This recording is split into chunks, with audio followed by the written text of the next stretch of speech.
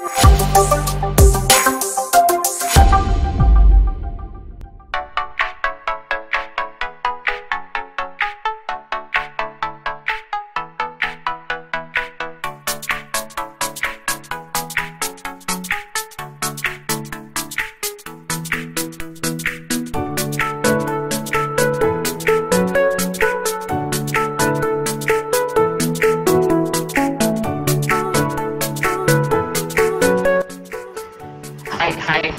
anak semuanya, kembali lagi bersama Pak Guru Dharma. Hari ini kita akan lanjut belajar lagi ya.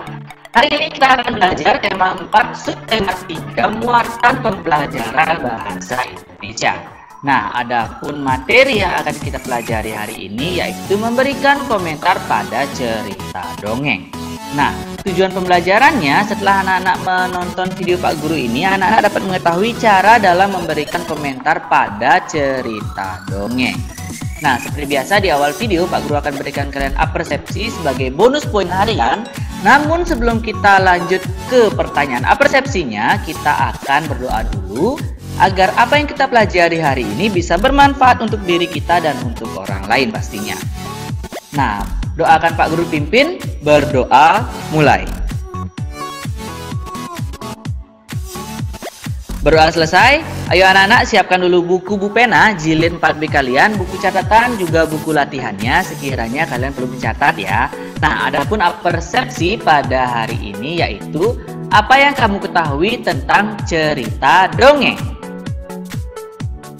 Nah, Pak Guru ulangi ya, apa yang kamu ketahui tentang cerita dongeng. Nah, jika kalian sudah tahu bisa kalian tulis di kolom komentar atau japri WA ke Pak Guru ya, agar Pak Guru nanti bisa menilai secara jelas nanti, oke? Jadi kita akan lanjut ke video pembelajarannya. Nah, pendapat pribadi tentang cerita dalam dongeng. Sebelum bercerita, kita perlu membaca dongeng dan cermat artinya. Beberapa hal yang perlu kalian perhatikan, yang pertama adalah tokoh, selanjutnya alur cerita, dan yang terakhir adalah pesan moral. Yang pertama tokoh, kalian bisa mengetahui bagaimana watak dari tokoh-tokoh dalam cerita tersebut. Jadi pendapat harus sesuai dengan tokoh yang ada pada cerita dongeng tersebut. Selanjutnya juga yang terpenting adalah alur cerita. Jika kita tidak mengetahui alur ceritanya dan kita memberikan pendapat, maka pendapat kita itu dianggap tidak sesuai anak-anak. Dan yang terakhir yang harus kalian petik dari sebuah cerita dongeng adalah pesan moralnya. Jika kita sudah mengetahui pesan moralnya, kita juga bisa memberikan pendapat yang lebih objektif atau lebih sesuai anak-anak.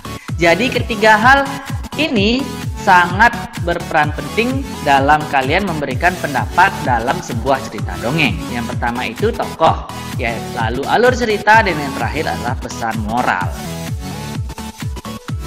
Selanjutnya adalah menilai komentar terhadap kejadian suatu dongeng.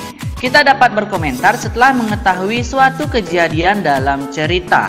Nah, kita juga bisa mengemukakan komentar teman apakah sesuai dengan cerita tersebut.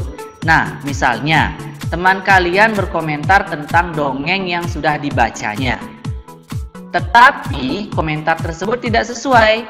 Kalian bisa juga mengemukakan komentar atau mengemukakan pendapat terhadap apa yang sudah dikomentari tadi itu, sehingga ibaratkan debat singkat lah, debat yang kecil-kecilan seperti itu. Jadi kalian harus paham bagaimana sih jalan cerita dongeng agar kalian bisa berkomentar atau memberikan pendapat juga. Selanjutnya adalah menyampaikan isi dongeng dengan menggunakan peta pikiran. Nah, anak-anak sekalian, dongeng itu tidak hanya bisa disampaikan dalam bentuk tertulis dengan teks yang panjang, tetapi kita juga bisa menyampaikan dongeng itu dalam bentuk peta pikiran. Nah, dan salah satunya menggunakan peta pikiran, dan kita harus mencari unsur-unsur dari dongeng terlebih dahulu. Tidak serta-merta kita membuat peta pikirannya dulu, tetapi kita harus membaca dulu dongengnya, lalu kita sampaikan, kita tulis ulang dalam bentuk peta pikiran anak-anak. Contohnya adalah cerita kelinci dan kura-kura. Pak Guru akan tampilkan peta pikiran dari cerita dongeng ini. Nah, perhatikan peta pikiran berikut ini ya. Judulnya adalah Kelinci dan Kura-Kura. Dan tokohnya kita pertama akan masuk ke tokoh dulu. Dalam dongeng Kelinci dan Kura-Kura ada beberapa tokoh, yaitu kelinci, kura-kura, bekicot, dan juga keong. Nah, selanjutnya apa? Selanjutnya setelah tokoh kita masuk ke pesan moral. Boleh langsung masuk ke pesan moral. Pesan moralnya apa? Janganlah berbuat sombong dan menganggap rendah orang lain. Tetap bersemangat dan gigih dalam mencapai sesuatu. Setelah itu masuk ke sifat-sifat tokohnya. Bisa kelinci itu sifatnya sombong dan beragam, pura-pura, menyerah. Selanjutnya adalah tempat setting pasar. Tempat setting tempat, yaitu di dalam hutan. Selanjutnya adalah menciptakan awal cerita. Nah, kura-kura itu mengajak lomba lari kelinci. Kura-kura mengajak kelinci lomba lari. Nah, kelinci menerimanya dan mengira akan menang dengan mudah. Selanjutnya, di akhir cerita kura-kura berhasil sampai lebih dulu di garis akhir dan mengalahkan kelinci. Ya, kurang lebih peta pikirannya adalah sebagai berikut.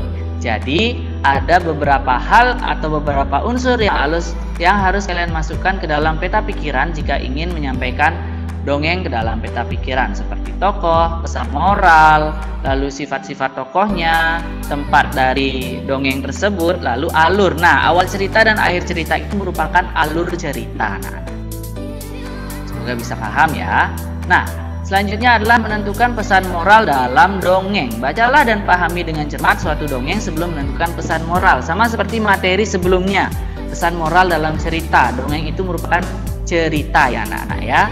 Nah, contohnya adalah pesan moral dari dongeng Malin Kundang anak-anak. Adalah kita tidak boleh durhaka kepada orang tua. Kita harus selalu menghormati mereka. Kurang lebih seperti itu. Kita harus membaca dulu ceritanya. Setelah dibaca baru kita bisa menentukan pesan moralnya. Ya anak-anak, kurang lebih sekian dulu materi untuk bahasa Indonesia. Kita akan bertemu di video kedua untuk hari ini, yaitu video SBDP. Seperti video-video sebelumnya, Pak Guru akan berikan 2 buah video dan 1 buah tugas. Jadi tugas itu akan mencakup 2 mata pelajaran ya anak-anak ya, agar lebih efisien. Sekian dulu untuk video bahasa Indonesia. Kita akan bertemu di video kedua, yaitu video SBDP. Bye-bye.